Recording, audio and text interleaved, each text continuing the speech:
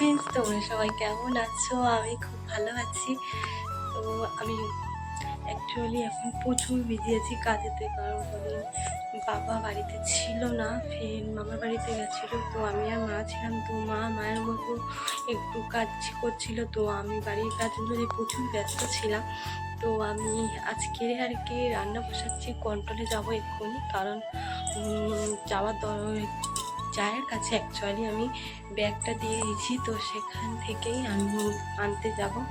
আর আগের বারের কোমটার তো আর ভাঙাতে যাওয়ার সময় হয়নি, আর বাবা ছিল না, এইসব কাজ বাবাই করে, তো আমরা তো আর করি না। তো বাবা আসলে মানে ভাঙাতে যাব একসঙ্গে। তো আমি ওই রান্না, সত্যি বলতে এই বর্ষাকালে রান্না করাটা যে উনুনে কি একটা ঝামেলা, তোমাদেরকে আমি কি বলবো। আর প্রচুর ধোঁয়া হচ্ছে, আর তাও রান্না করতে হবে, কারণ খেতে তো হবে, পেট বাবা তার মানবে না। তো চলো তোমাদের সাথে শেয়ার করছি। আর আজকের বৃষ্টি হচ্ছে একটু, কালকে রাত্রে তো প্রচুর বৃষ্টি হয়েছে, আর আজকের এখন বৃষ্টি হচ্ছে ঝিরি ঝিরি, সকালে খুব বৃষ্টি হচ্ছিল। তো চলো তোমাদের সাথে শেয়ার করি। ঝির করে বৃষ্টি হচ্ছে, আর বর্ষাকালে একটা সুবিধা কি বলো তো, জল বয়ে কোনো কিছু করতে হয় না। দেখো আমাদের এই সামনেটা কি কাদা হয়েছে, দেখো শুধু ওপারে ঢালাই রাস্তা, বাট এইটুকুনি যে কি অবস্থা কাদা। অ্যাকচুয়ালি আগে এত কাদা ছিল না, কাদা হওয়ার কারণটাই হলো আমাদের সেই এখানে পাইপ বসিয়েছে কলের, সেই জন্য। দেখো দেখো রান্না বসিয়েছি আর ধোঁয়ায় ধোঁয়া, একটু উঁচু করে দিতে তারপরে কাঠে। দেখো আশপাশের উনুনটাতে কেউ দেখে কিছু বলো না, কারণ বর্ষাকালে এরকমই হয়, এখানে জল পড়ে উনুনে। আর উনুনেতে দেখো ইঁদুরে মাটি খুলে কি অবস্থা করেছে বর্ষাকালে। তোমাদের একটা ভালো জিনিস আমি শেয়ার করব, যে আমার খুব পছন্দের একটা জিনিস, চলো তোমাদের সাথে আমি শেয়ারটা করি। তবে দেখো দেখো এটা আমার সব থেকে একটা ভালো জিনিস বলতে পারো। আমার অনেক ইচ্ছার পরে এটাকে আমি একজনের কাছ থেকে নিয়ে এসেছি। দেখো এটা হলো একটা ড্রাগন গাছ, তো ড্রাগন ফল সেটাকে বলে। দেখো তোমরা কে কে দেখে চিনতে পারছো আমাকে অবশ্যই কমেন্টে জানিও।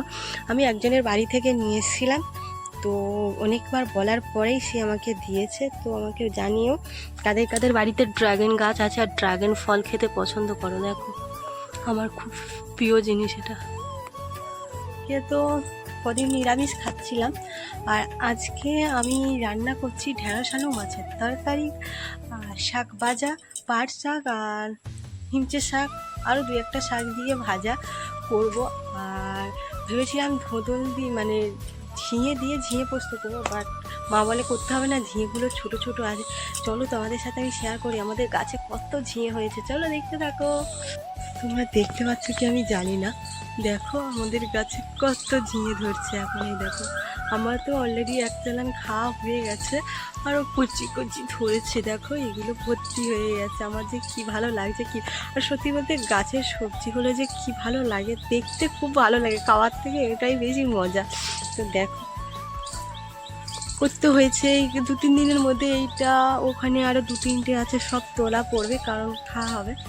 দেখো কি ভালো লাগছে না দেখতে। চলো তোমাদেরকে আরেকটা গাছেতে দেখাবো বটবটি করাই কেমন হচ্ছে। এই দেখো এখানেও বটবটি করাই ধরেছে, অবশ্য গাছটা একটু পাতাতে বীজ দিয়েছে, তো একটু কয়েকটা পাতা মারা গেছে, বাট সেই পাতাগুলো আবার বেঁচে যাবে বা পাতাগুলো ঝরে যাবে। দেখো এই দেখো বটবটি ধরেছে, এই দেখো বটবটি ধরেছে, কি ভালো লাগছে দেখতে, আমার কি আনন্দ হচ্ছে কি বলবো। নিজেদের গাছের সবজি তুলে খাওয়ার যে কি মজা, আরও একটা লেভেলের আনন্দ। আমি এ দেখো এটা হলো চিচিঙ্গে গাছ, কিন্তু আমি এতটাও লম্বা নই যে আমি তোমাদেরকে দেখাতে পারবো চিচিঙ্গে ধরেছে কি, কিন্তু আমি সত্যি দেখাতে পারবো না, কারণ আমি লম্বা নই। তো দেখো এই চিচিঙ্গে গাছ, মা বলছিল যে গাছে ফুল ধরেছে, তো আমি দেখতে পাচ্ছি না, ওপরের দিকে হয়তো আছে। টাটা সবাইকে। তো আমার ভিডিওটা কেমন লাগলো অবশ্যই জানিও। তো যদি ভিডিওটা ভালো লাগে অবশ্যই লাইক কমেন্ট চ্যানেল সাবস্ক্রাইব করে দিও। তো টাটা সবাইকে, যতক্ষণ তোমরা সুস্থ থেকো, ভালো থেকো, সবাইকে ভালো রেখো। টাটা।